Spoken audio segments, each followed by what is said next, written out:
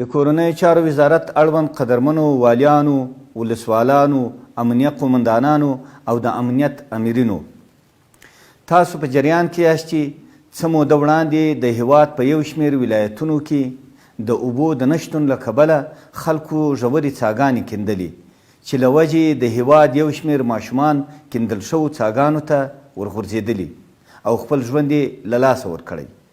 په خواشینۍ سره چې دا لړۍ لا دوام لري. له دې امله ټولو مسؤلینو ته هدایت ورکول کیږي چې په خپلو اړوندو ولایتونو کې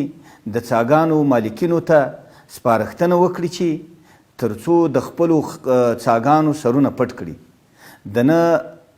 پټېدو په صورت کې به اړونده کسان عادي او قضایي ادارو ته سپارل کیږي او هغه هیوادوال چې د خپلو څاګانو د سرونو د پټولو توان نه لري د یو هیئت په ټاکلو سره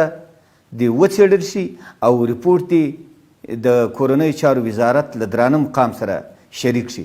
تر څو د څاګانو